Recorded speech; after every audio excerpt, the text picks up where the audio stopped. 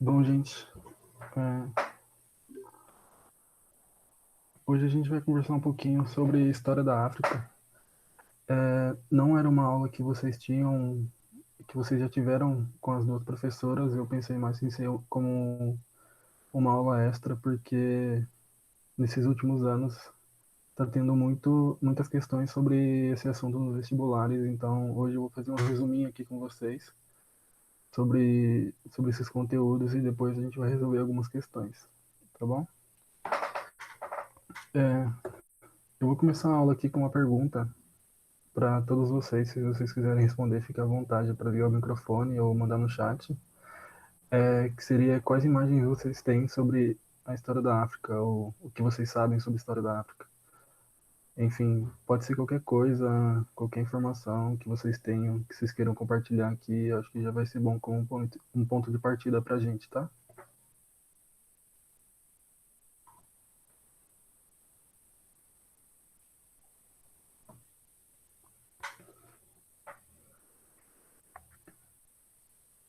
Uhum.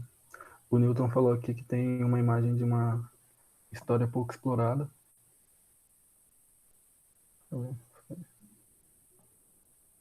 Eu concordo com você, Newton. É, eu acho que a gente não vê, a gente não vê muita coisa quando a gente está na escola, no ensino médio, no ensino fundamental, a gente não tem muita proximidade com esse conteúdo, então fica muito difícil a gente encontrar em outros lugares aulas sobre isso também. Deixa eu ver aqui, o pessoal tá mandando aqui no chat. Aham. Uma história eurocentralizada, concordo também. Eu acho que o que vocês estão colocando aqui são ótimos pontos e a gente vai, sim, tocar em algum desses pontos durante a aula e, enfim, e fiquem à vontade para parar, porque é um conteúdo muito, assim, eu não sei para vocês, mas pelo menos para mim, tipo, eu só fui ver a história da África na faculdade, então para mim era muito difícil acompanhar as primeiras coisas que eu via, então se vocês quiserem parar, se não tiverem entendendo alguma coisa, pode mandar no chat ou ligar o microfone e falar que a gente está aqui para conversar. Eu vou tentar resolver as dúvidas de todos, tá? É, a primeira característica que eu queria falar aqui por muito tempo, a história da África foi escrita por europeus, ou seja, tinha um viés contaminado por preconceitos. Assim como acho que foi o Guilherme que colocou aqui no chat, que era uma história eurocentralizada. Então, esse é um dos pontos de partida aqui para a gente conversar, o comentário que o Guilherme fez. E o porquê que ela é eurocentralizada? Porque a história dos livros didáticos que a gente tem, a história que a gente vê na televisão, que a gente coloca no Google, toda essa história era feita por pessoas do continente europeu, ou seja, não era uma história escrita e nem feita por pessoas do continente africano. Então, essa história dizia muito pouco sobre o continente africano, porque, enfim, o que acontecia eram europeus que, que escreviam essas histórias, eles viam imagens e escreviam a partir disso, então eles nem tinham o conhecimento assim de, pelo menos, visitar o continente ou saber mais sobre as culturas. O que eles faziam era toda uma coisa muito superficial. Então, essa é uma das primeiras características aí que a gente tem. E geralmente as imagens que temos são de um continente pobre, cheio de animais e tribos. Enfim, eu coloquei geralmente, mas isso são coisas do senso comum. Ou seja, se colocar no Google imagens sobre a África, o que vai aparecer majoritariamente são imagens de, enfim, de safaris, de florestas, de animais. Enfim, você pode ficar rodando bastante que você não vai encontrar nenhuma pessoa. Você só vai encontrar, enfim, falta de animais, falta de, de florestas. E isso meio que dificulta o nosso conhecimento sobre esse continente, porque enfim, as imagens que a gente tem disponível na internet todas estão contaminadas por esses preconceitos, de uma história que não é escrita e nem feita por pessoas do continente africano. Entretanto, eu acho que também foi um dos comentários feitos que nos últimos anos isso tem se mudado bastante. E nos últimos anos tem surgido autoras que são do continente africano e também autores fora do continente africano, mas que têm um trabalho tem um trabalho de campo mais denso no continente africano, que estão remodelando essa história. Então, quando estudamos a fundo a história do a história do continente africano, percebemos que toda a complexidade e pluralidade que há nesse território, com seus grandes reis, rainhas, cidades desenvolvidas e diversas religiões e etc. Deixa eu ver um comentário aqui que fizeram só.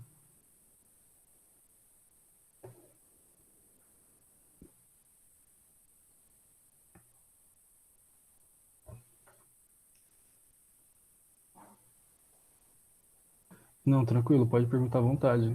É, quando começa a dar essa desvinculada de mudar de uma história escrita por europeus e uma história escrita por pessoas do continente africano, vai acontecer principalmente na segunda metade do século XX, ou seja, de 1950 para frente, quando os estados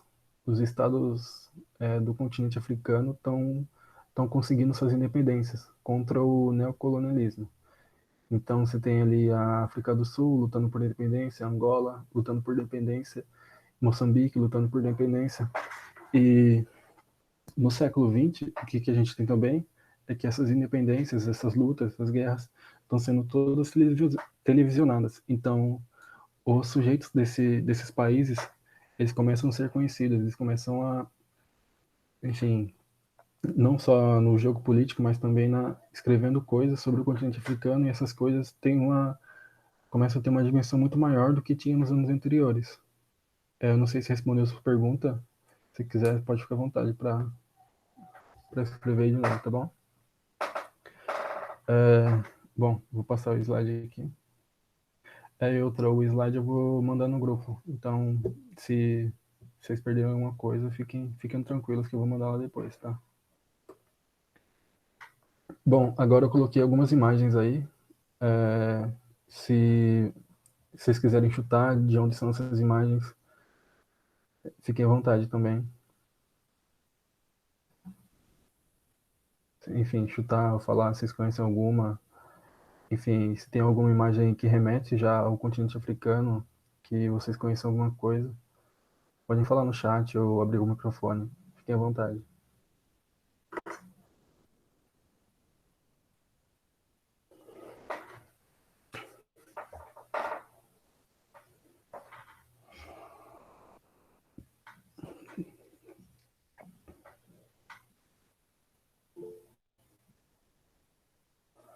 Sim, são.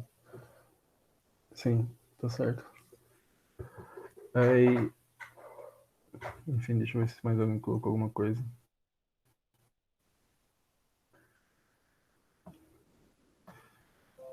E realmente, o que a tendência que a gente tem é sempre ligar a quarta imagem já, ligar essa imagem ao continente africano, porque por tudo que nos foi ensinado durante todos esses anos que a gente tem essa história contaminada, essa história da África contaminada por visões europeias, visões eurocentristas. Então, enfim, a gente já logo relaciona a floresta, savana, deserto com o continente africano.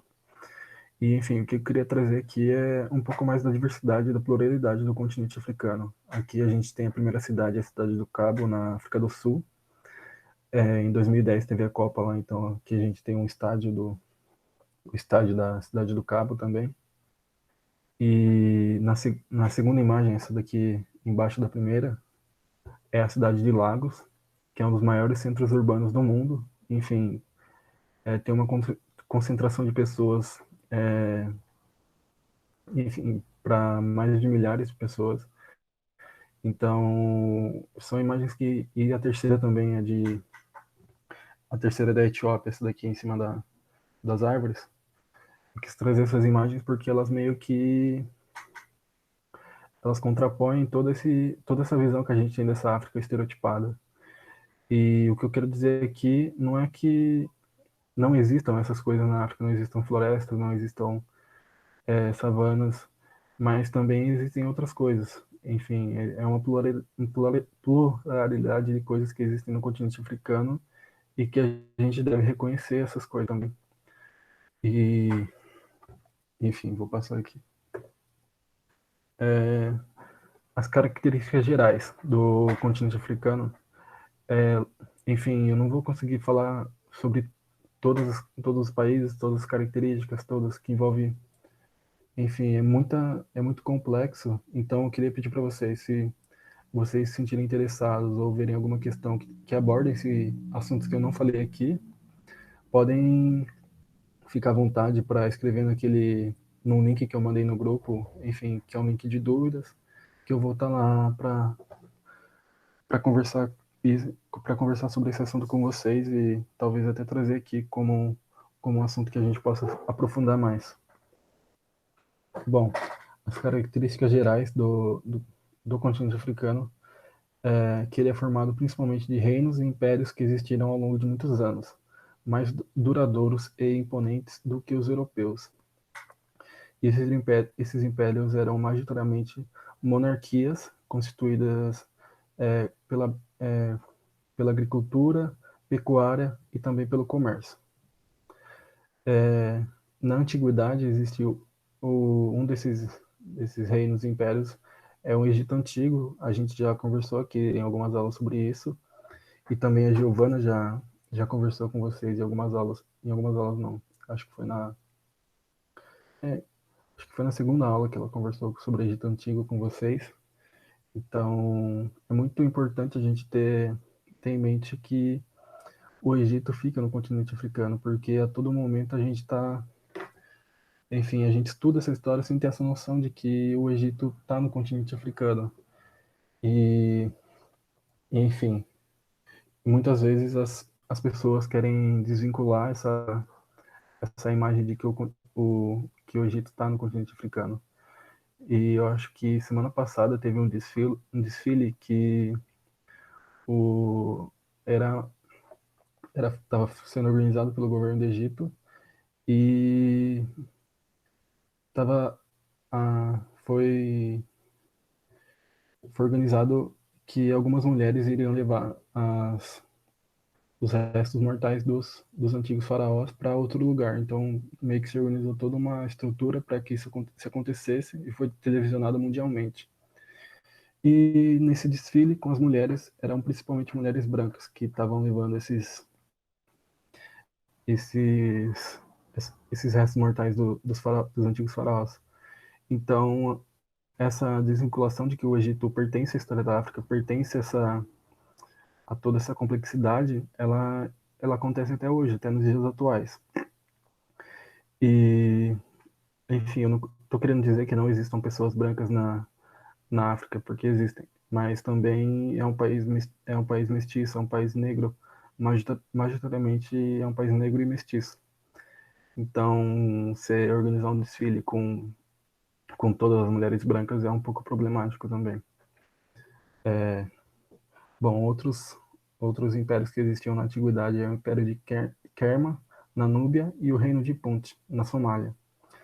E esses dois últimos impérios, que a gente não vê muito, mas eram impérios localizados em áreas estratégicas de comércio. Então, enfim, essas são umas características gerais desses dois impérios que é importante a gente ter em mente.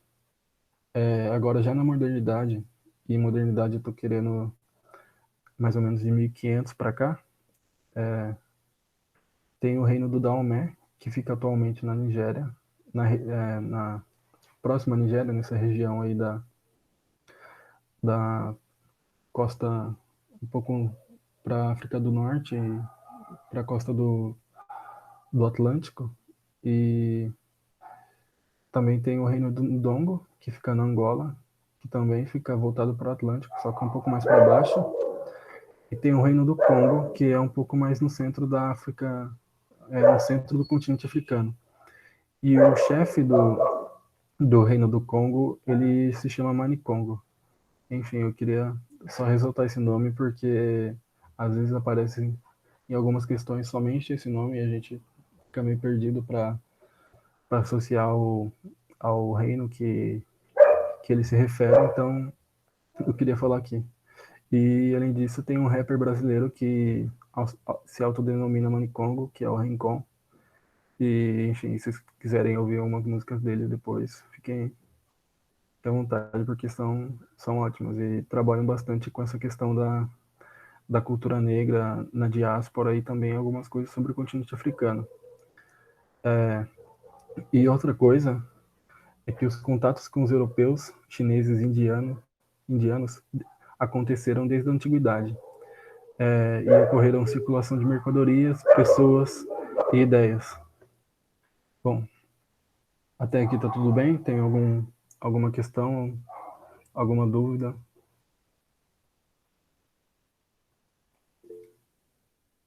Eu também curto bastante. Se vocês quiserem no final da aula, eu posso indicar alguma coisa que no final, na verdade, eu vou indicar um documentário para vocês assistirem e também algumas músicas que eu curto bastante. É, bom, eu vou passar aqui. Se alguém tiver mais alguma dúvida, alguma questão, pode falar à vontade, tá bom? Bom, agora eu vou falar sobre o tráfico e as rotas de comércio no continente africano. O comércio interno ele ocorria a partir do Saara e dos grandes rios, e o externo acontecia a partir do Mediterrâneo. E no Saara ele acontecia com a utilização de camelos e é muito importante a gente ter essa noção porque é muito difícil atravessar o Saara a pé, então a domesticação de camelos por esses povos da África do Norte é muito importante para a gente saber como essas pessoas comercializavam nessa região. E a partir do Mediterrâneo, eu acho que, enfim, esse mar ele é bem conhecido, a gente estuda ele bastante, então ele liga o norte da África com a Europa e também com uma parte da Ásia, então ele é um importante ponto de comercial, enfim. E os principais produtos que eram comercializados eram sal, pimenta, o inhame, o peixe, o dendê, o arroz, feijão, tecidos, o marfim, e na mineração a gente tem o ouro e o ferro, tem o artesanato, que cerâmica, essas coisas, e o principal deles que é a compra e venda de escravos, escravizados de guerra.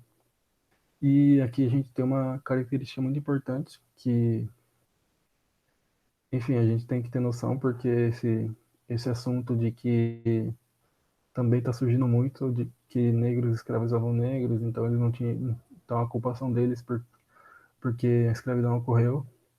Não é bem assim, porque a gente tem escravidão na Grécia e nem por isso as pessoas falam, os gregos foram os culpados. E a escravidão na África, ela se assemelha muito à servidão na Europa. Por quê?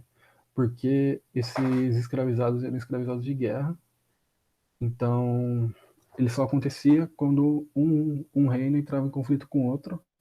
O reino que ganhava capturava as pessoas que sobreviventes dessa guerra e levava como escravizados para trabalhar no seu próprio reino ou para comercializar com os portugueses. Só que essa escravidão que ocorria na África, ela não é a mesma que ocorre na América.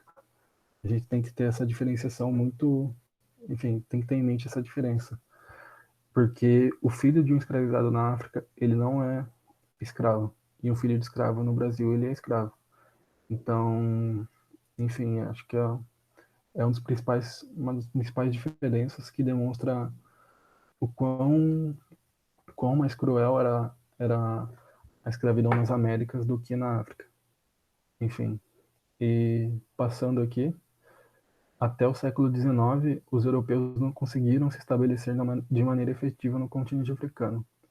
Ou seja, até o século XIX, o que os portugueses, principalmente, eu vou falar aqui, que eles estabeleciam ao longo no continente africano eram feitorias.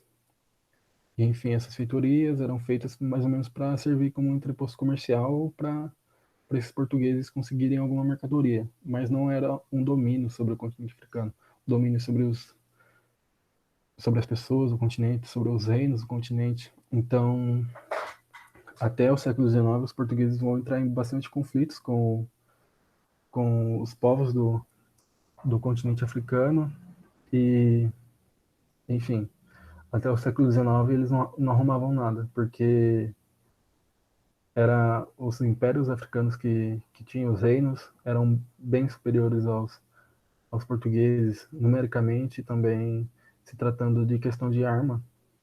Por mais que os portugueses tivessem com pólvoras, essas armas não funcionavam muito bem no continente africano por causa da umidade. Então, quando você colocava pólvora na arma, ela não tinha muita utilização, então era muito melhor você ter um machado ou uma lança muito bem desenvolvida, como essas pessoas do continente africano tinham, do que uma arma com pólvora.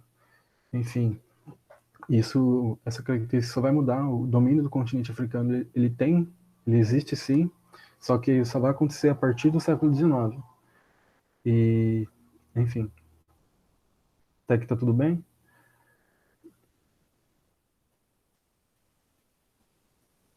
Tá sim, prof. Beleza. É, eu acho que essa última característica é uma das principais, assim, que a gente tem que ter em mente, porque a gente sempre pensa que os povos africanos foram dominados por esse longo período e, enfim, não tiveram nenhuma resistência, mas teve sim, então, e a gente vai conversar sobre algumas aqui nessa aula. É, passando aqui, agora sobre cultura e religião. A religião da maioria desses povos eram politeísta, com culto aos antepassados e divindades ligadas à natureza. O idioma, a gente tem que fazer um destaque aqui para o tronco linguístico Banto, que é um tronco linguístico formado principalmente na região de Angola e na região do Congo. E por que a gente tem que fazer esse destaque? Porque ele influencia na forma como falamos português. O exemplo disso é que muitas palavras da linguagem do tronco linguístico banto a gente vai utilizar no nosso dia a dia aqui no Brasil, que, por exemplo, farofa, moleque, cachimbo, axé, bambolê, e, enfim, é uma gama enorme de palavras que a gente às vezes nem tem conhecimento que essas palavras são do continente africano. A gente sempre tem a noção de que o português ele veio só de Portugal, então eles são os responsáveis por por a nossa língua portuguesa, mas diferente disso, tem toda essa, essa, essa diversidade da linguagem banto que está presente na nossa língua portuguesa. E na arte, a gente tem principalmente as máscaras, as esculturas e os objetos diversos. E está muito presente nessa arte a noção de estética e significado ritualísticos.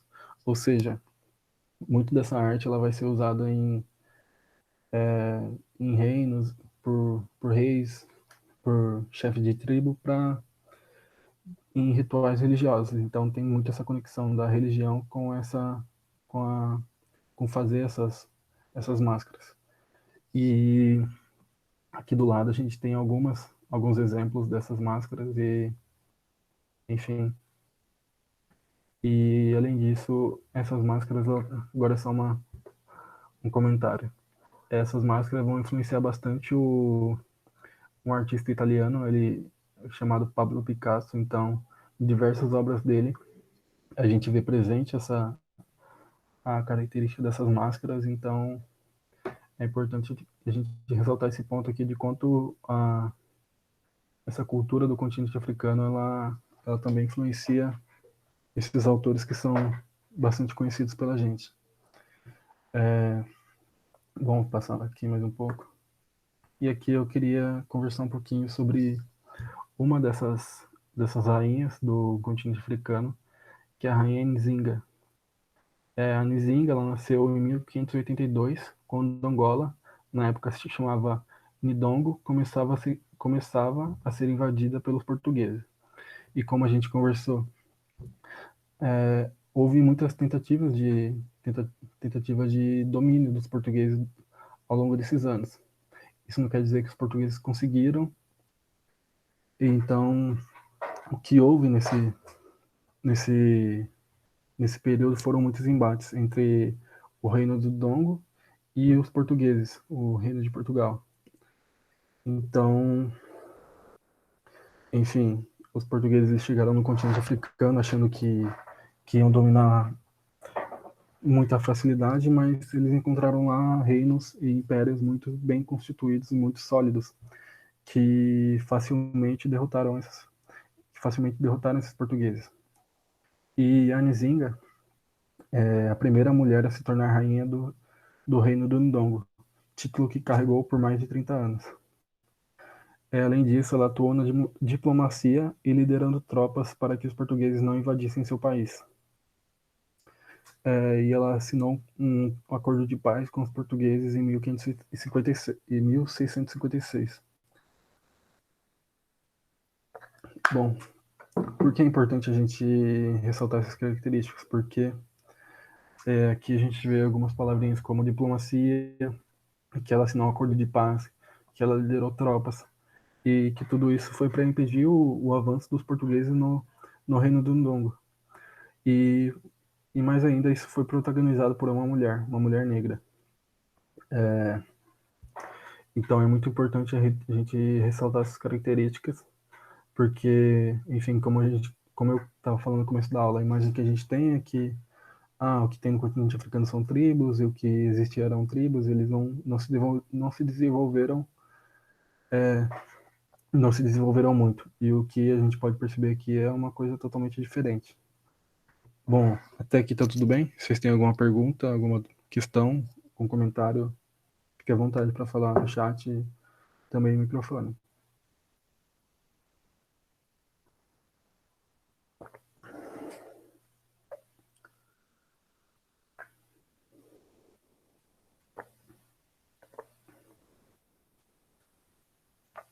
Bom, gente, eu sei que é muita coisa e, enfim, esse assunto também foi novo para mim um dia e dúvidas são normais aparecerem.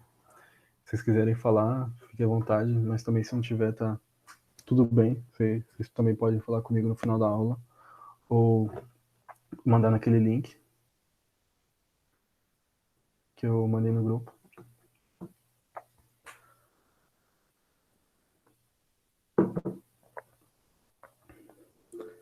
Beleza. Então eu vou seguir, mas se vocês quiserem parar a aula, não se incomodem com isso, que a gente para aqui e conversa. Não é um problema isso daí, tá? Bom, primeiro eu ia perguntar se tá dando para chegar esse slide.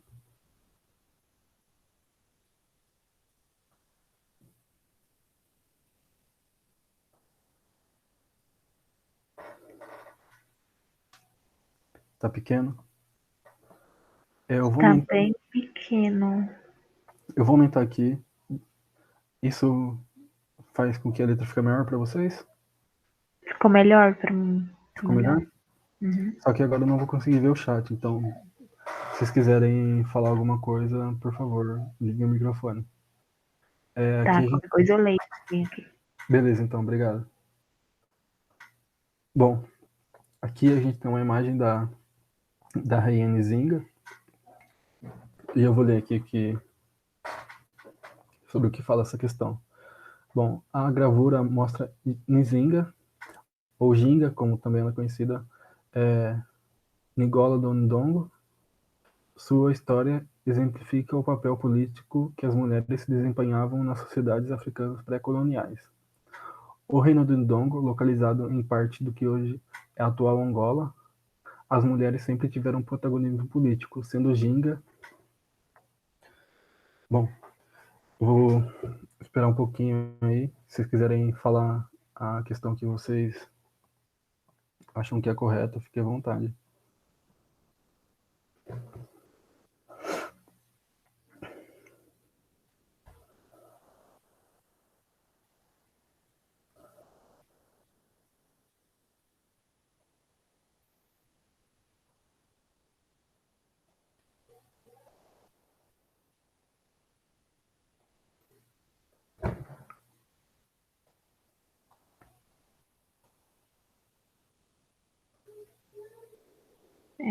O Newton falou que é a letra D. Uhum. Bom, Também acho que é ela. é a primeira mulher a se tornar rainha, título que carregou por mais de 30 anos. E é questão D mesmo. E aqui só tem um detalhe que aparece em algumas questões, que ela é chamada de Dinga, porque isso é meio que uma contração da língua banto, que a gente às vezes fala Njinga ou Ginga. E, enfim, são uma característica, é o mesmo nome, Njinga e Ninjinga. Bom, alguém tem alguma questão sobre alguma dúvida sobre essa questão? Ou posso passar?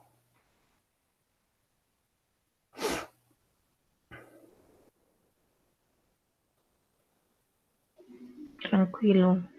Beleza, vou passar aqui então. Outra questão aqui, eu vou ler o enunciado e depois eu dou um tempinho para vocês. João, Oi. apareceu uma aqui no chat, uma dúvida. O Newton falou assim: na África, o direito das mulheres é igual aos da Europa? Bom, o que a gente tem atualmente em alguns países, sim.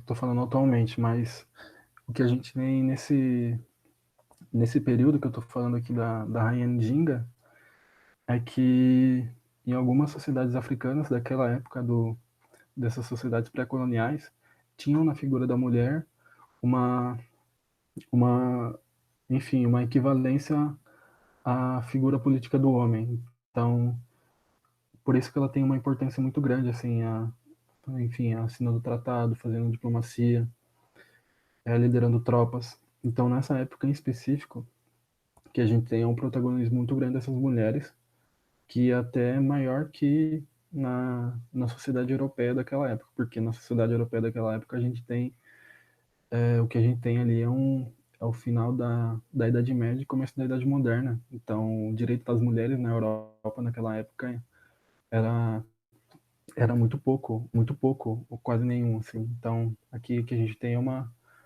superioridade. Deu para responder essa questão, Newton?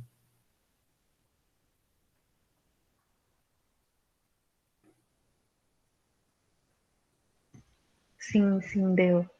Beleza. Eu vou ler a próxima aqui. Apesar das conhecidas interferências provocadas pelos mais de 300 anos de contato, muitas vezes violento, com os povos europeus, até o início do século XIX, o continente africano contava com poucos territórios sob domínio externo.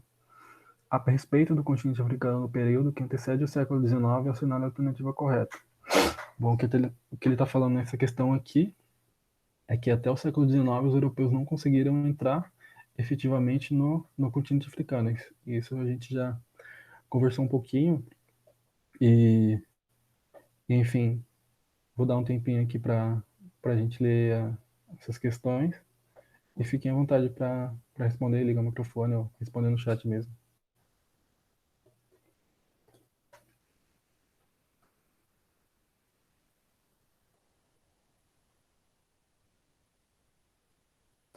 Bom, como essa daqui é um pouquinho mais longa, eu vou ler aqui a questão A.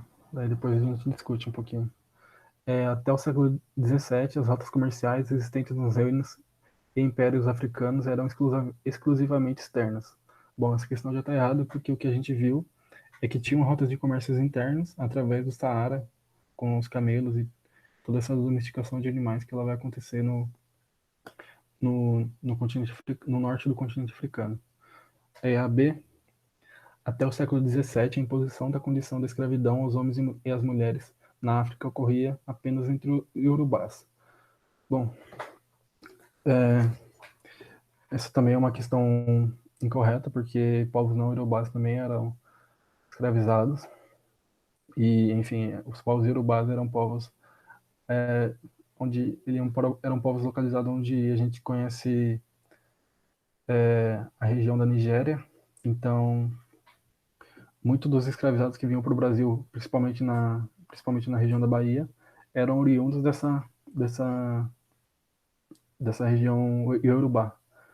Mas, mesmo assim, existiam outros povos que também eram escravizados. Enfim, o outro... Deixa eu fazer uma explicação melhor. Os dois principais portos que traziam escravizados para o Brasil eram os portos da Costa da Mina, que é localizada próximo da Nigéria, e em Luanda, que é localizado na Angola. Então, a gente tem essas duas principais regiões, só que essas duas principais regiões viam escravizados de todo o continente africano para essas regiões e de lá para o Brasil. Então, não são só os iorubás que eram escravizados. Já na AC, os reinos africanos contavam com práticas de auxílio mútuo que garantiam o crescimento e prosperidade, eis porque não existiam até o século XIX exércitos ou efetivos militares. Bom, também é uma questão errada, que a gente viu anteriormente na questão da Nzinga, que ela liderou tropas e enfim, toda uma questão de guerra envolvida, então é uma questão que também está incorreta. Bom, também é uma questão incorreta porque os reinos africanos eles também tinham rivalidades entre si.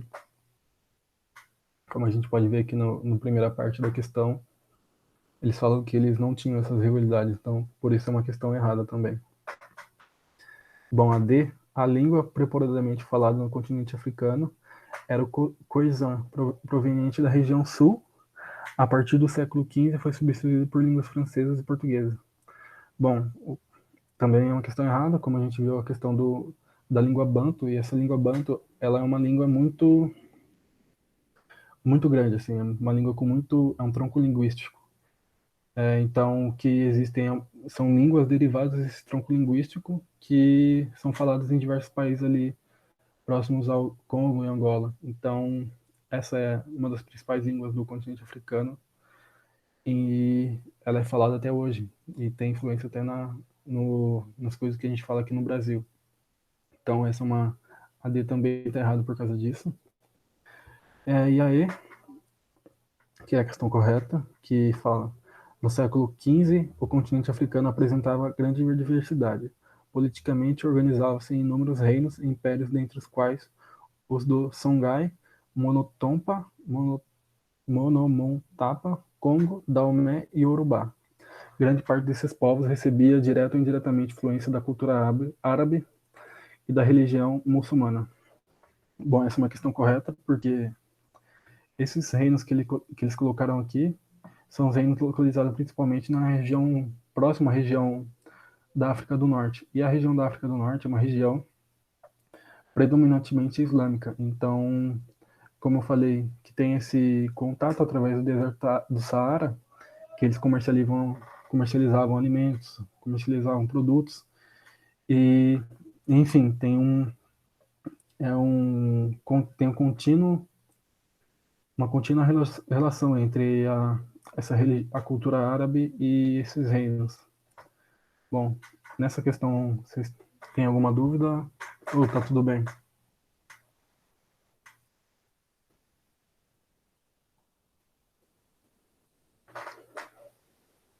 Tá tudo certo. O Guilherme tinha falado que era ele mesmo.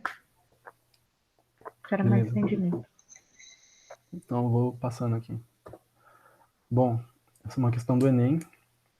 E eu vou ler primeiro o enunciado aqui, depois a gente lê o textinho em cima. A produção cinematográfica referida no texto contribui para a constituição de uma memória sobre a África e seus habitantes. Essa memória enfatiza e negligencia, respectivamente, os seguintes aspectos. Bom, então ele quer aspectos que o texto enfatiza e um que ele negligencia. Então a gente vai ler o texto aqui com já sabendo que essa questão está querendo. Bom, a África já serviu como ponto de partida para comédias bem vulgares, mas de muito sucesso, como Um Príncipe em Nova York e Ace Aventura, Um Maluco na África. Em ambas, a África parece um lugar cheio de tribos doidas e rituais de desenho animado. A animação Rei Leão, da Disney, o mais bem-sucedido filme americano ambientado na África, não chega a contar com um elenco de seres humanos. Bom, o que ele está falando nessa questão é o que a gente conversou no começo da aula sobre todas essas visões estereotipadas que a gente tem da África, esse todo, como falou aqui no finalzinho, que não chegava a contar com um elenco de seres humanos, é porque isso realmente é muito grave, o que, tipo, um, um desenho, um dos principais desenhos da Disney só mostrarem animais. E, enfim, fica muito na nossa mente de que na África só seja um lugar selvagem, um lugar cheio de animais, enfim, que as pessoas não apareçam muito. E como a gente viu até agora, isso é uma característica totalmente oposta ao que a gente viu até agora. E enfim, fiquem à vontade para responder no microfone e no chat também.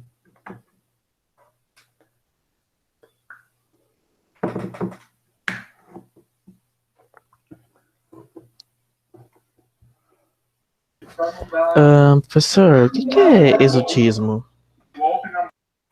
Exotismo é se tratar alguma coisa como, enfim, como exótico, como algo similar a um animalesco. Não sei se ficou bem, não sei se ficou clara essa questão, mas é mais ou menos isso. Ficou tudo bem essa questão para você? Tudo bem. Bom, e vocês têm alguma questão que vocês acham que é correta?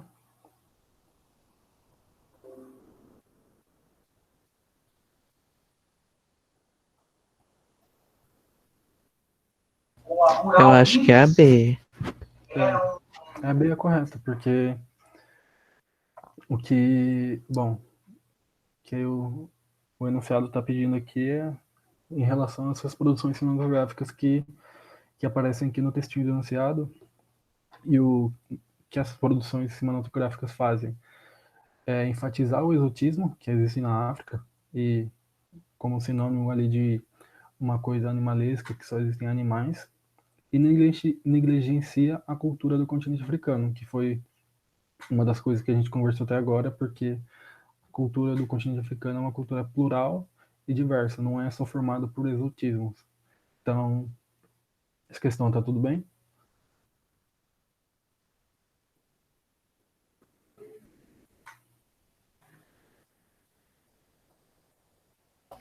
Tá tudo bem, sim, professor.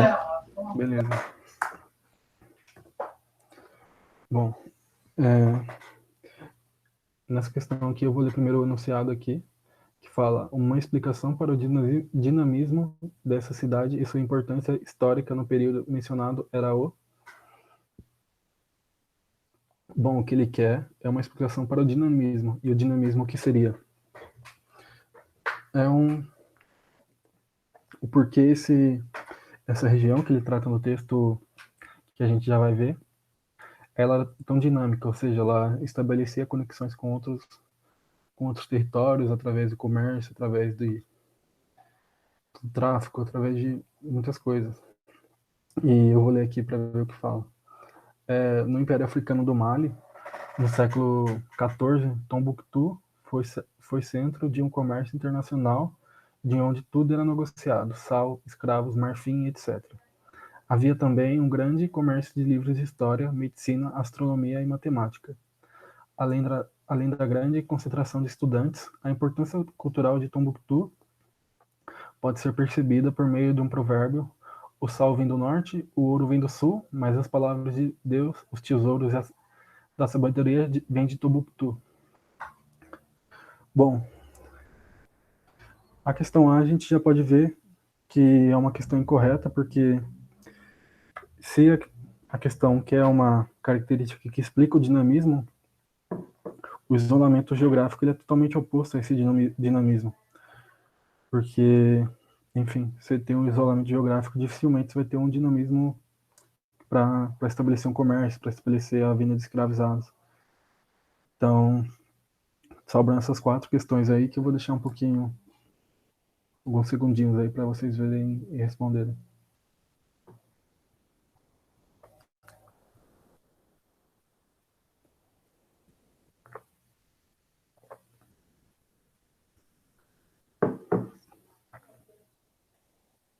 Bom, e lembrando que o Império do Mali, ele também fica próximo da região do norte, então ele tinha o comércio tanto o comércio pelo Saara com as regiões do norte, tanto pelo Oceano Atlântico.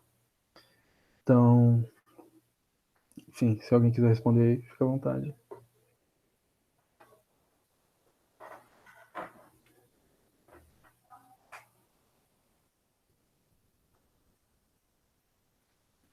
É a posição relativa?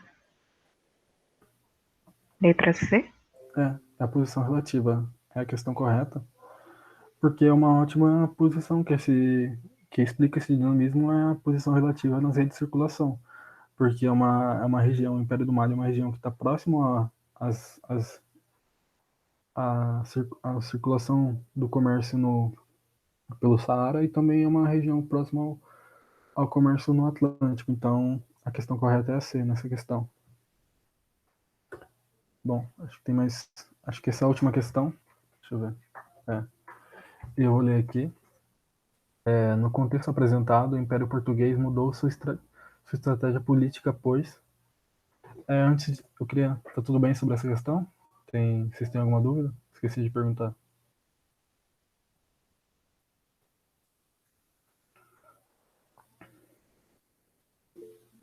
Beleza, vou passar então. Uma explicação para o dinamismo dessa cidade e sua importância. Li errado. No contexto apresentado, o Império Português mudou sua estratégia política, pois.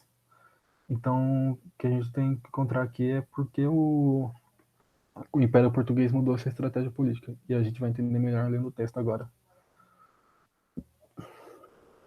Bom, após os primeiros contatos particularmente violentos com a África Negra, os portugueses viram-se obrigados a mudar de política diante da firme resistência das populações costeiras. Assim, empenharam-se principalmente em ganhar confiança dos soberanos locais. Os reis portugueses enviaram numerosas missões diplomáticas a seus homólogos da África Ocidental. Assim, entre 1481 e 1495, Dom João II de Portugal enviou embaixadas ao rei do Futa, ao Coi de Tombuctu e ao Mansa do Mali. 2 missões diplomáticas foram enviadas ao Mali, mostrando a importância que o soberano português atribuía a esse país. A primeira partiu pelo Gâmbia e a segunda partiu pelo forte de El Mina. O Mansa, que as recebeu, era filho de Mansa Ule, e neto de Mansa. Bom, enfim, eu vou ler o enunciado de novo e dar um tempinho para vocês responderem essas questões. Essa última questão. No contexto apresentado, o Império Português mudou sua estratégia política, pois.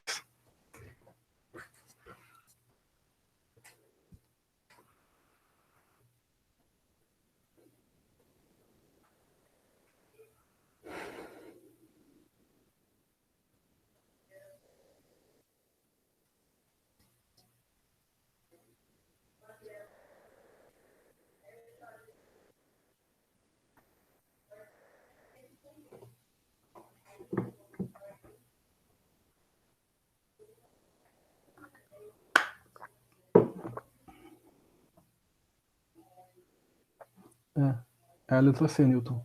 É correta.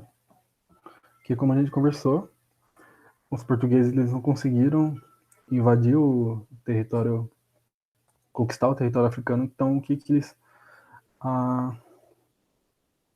Eles tiveram que mudar a sua estratégia. Então, o que eles fizeram é estabelecer uma diplomacia com esses reinos africanos. E o que seria essa diplomacia? Enviando pessoas da nobreza de Portugal para conversar com a nobreza dos reinos do continente africano, e assim tendo, enfim, e através disso tentando conseguir escravizados de guerra que esses reinos tinham nessa época.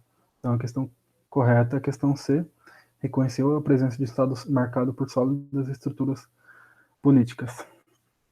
Bom, essa era a última questão. Vocês ficaram com alguma dúvida sobre o assunto, sobre, enfim, que a gente conversou no dia de hoje? Eu vou parar a apresentação aqui.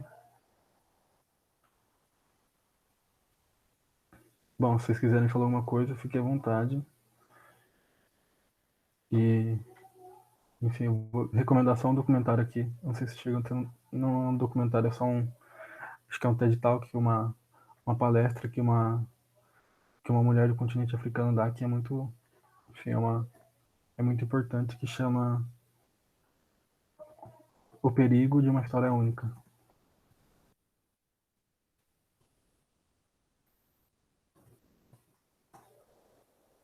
É da Chimamanda.